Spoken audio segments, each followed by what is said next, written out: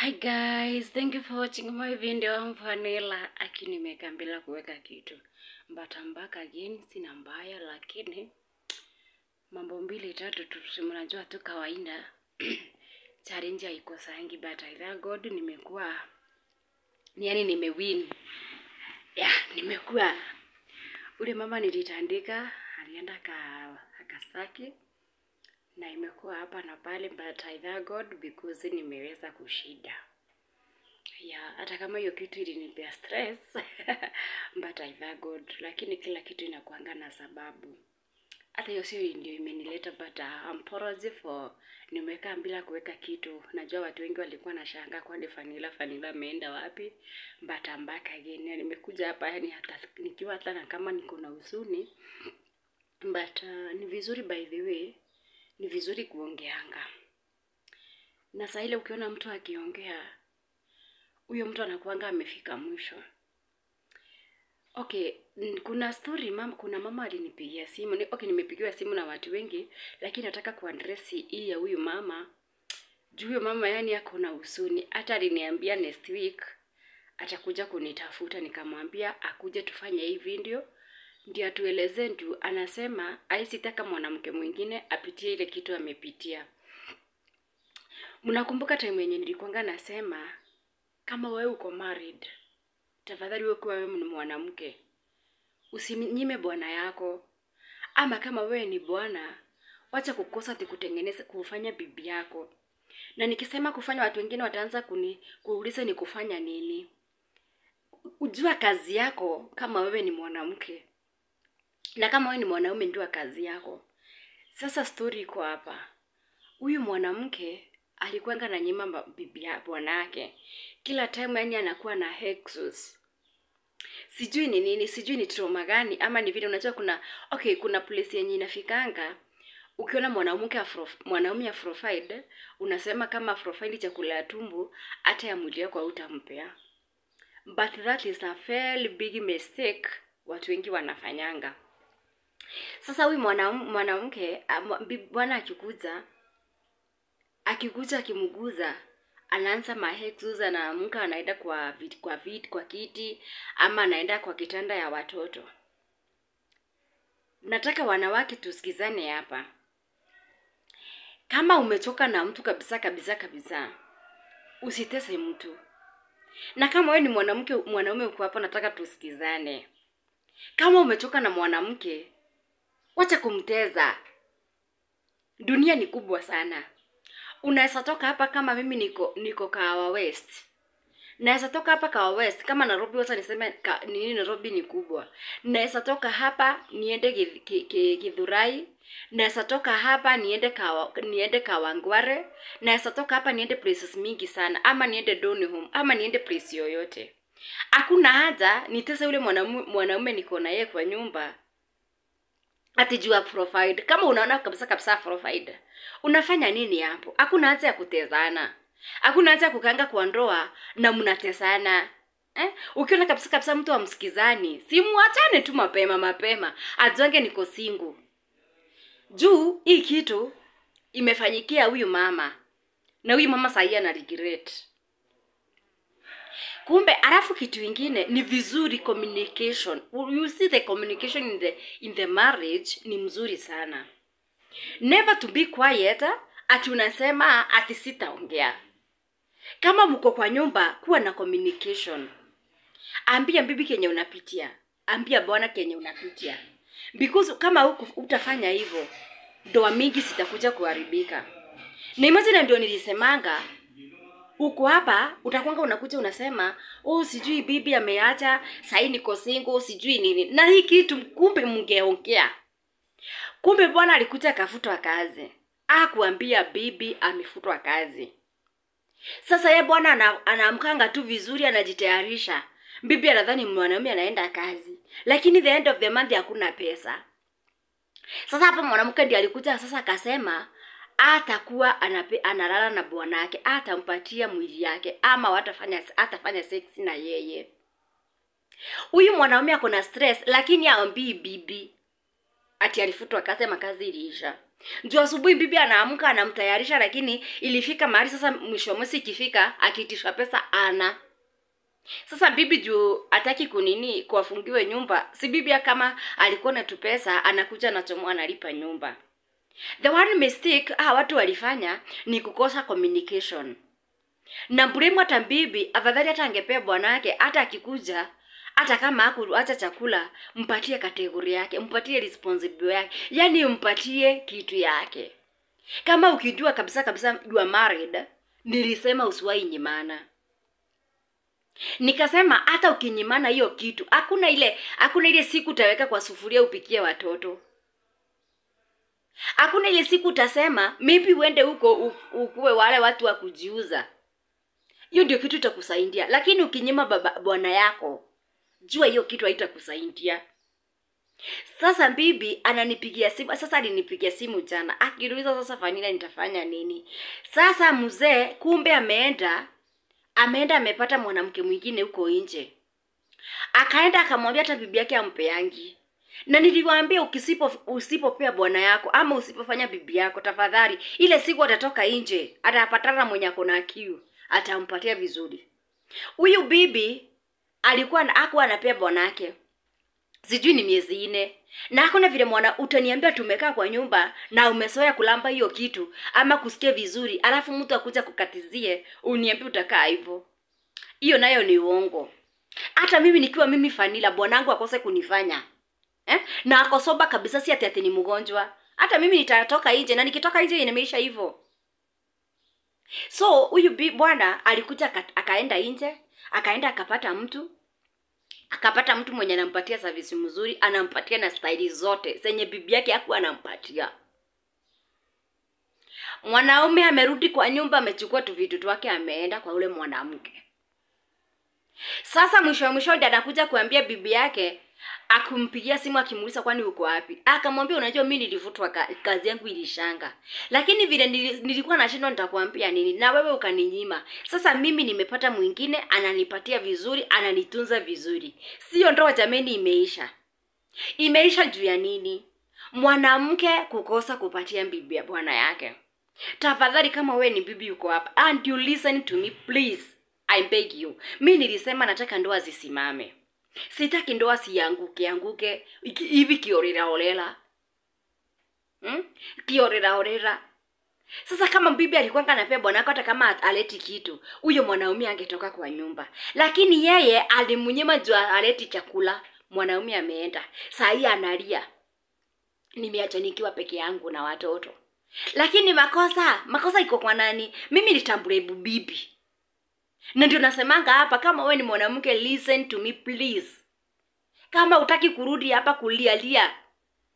Hata nilimwambia wewe ndio nitakublame. Juu kama ungekuwa unapea huyo bwana yako vile nasiendanga hapa nikiwaambia, hiyo vitu haingefika hapa. Lakini akaniambia Vanilla, mimi hata nataka tukuje tuongee na wewe hapa. Nikamwambia you are welcome. Nikamuuliza kama anaweza fanya hii story. Akaniambia ifanye. Hata tena akikuja atakuja kuingia for detail. Ina doubt kuongelesha wa mama. Ameniambia by the way. Ambia wa mama, enyewe wa mama, please if you are there and you listen to me. Na naona ni watchingi. Usiwahi nyima bwana yako. Never. Usiwahi nyima bwana yako. Juu kimunyima hiyo ndio mwanzo ya ndoa yako kuharibika. Itakuwa ni mwanzo yako ya ndoa yako kuisha. Na watu ni kuvumiliana. For better for worse. Mkuwa na kitu, mkuwa hamna kitu. Wacha ile love ili main kwa love.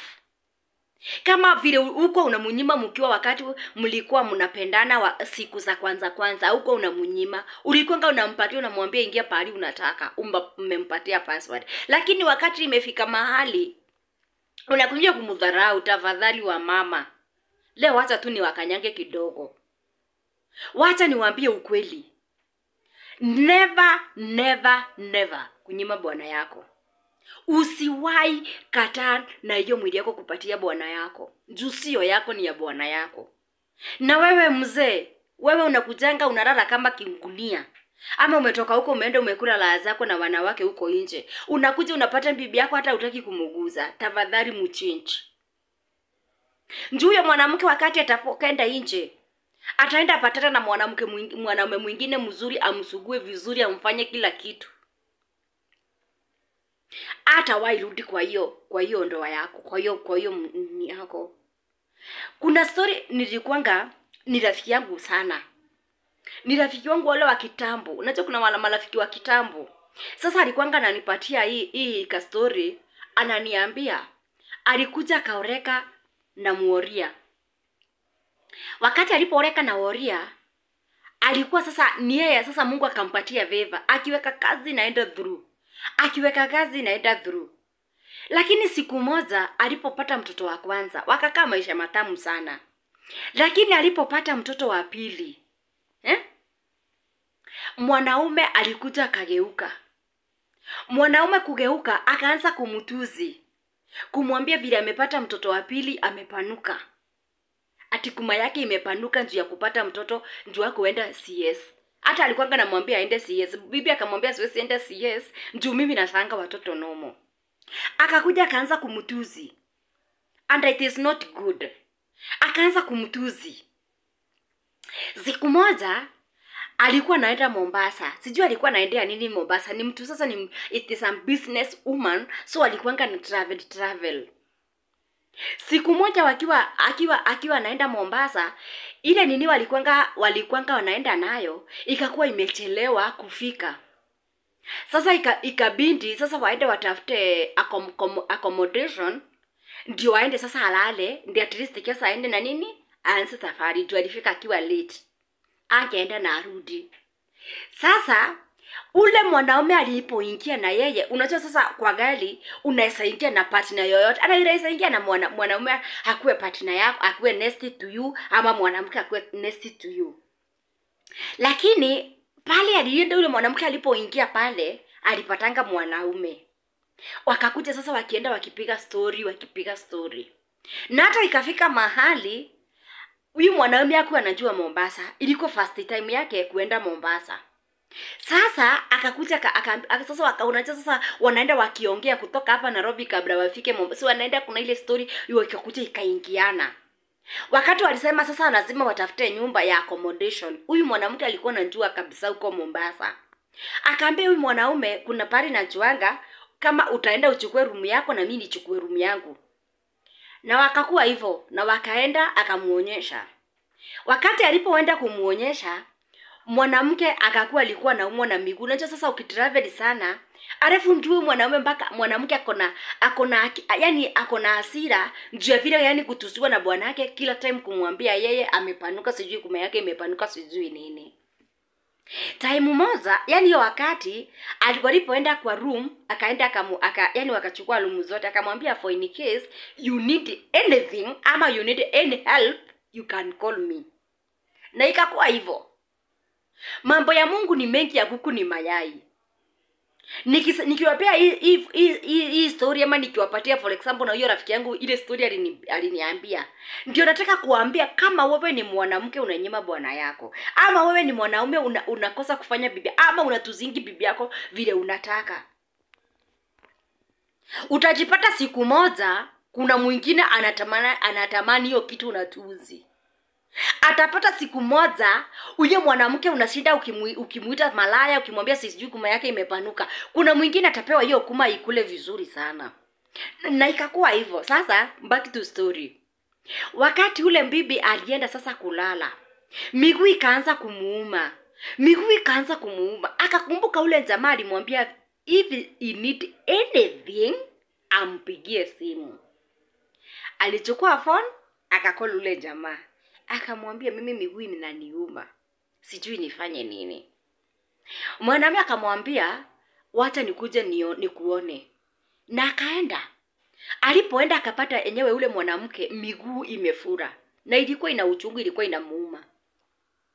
Sijui I think ni ya kutravel sana. Alafu alikuwa yani sasa na ile nini ako na stress, hata ilikuwa inachangia mpaka yani kukua yani ana furaha. Mwanamume akamwambia acha nikuendee lob. Akaenda pale kwa reception, akaenda akatumana lob na ikakuja ikaletwa.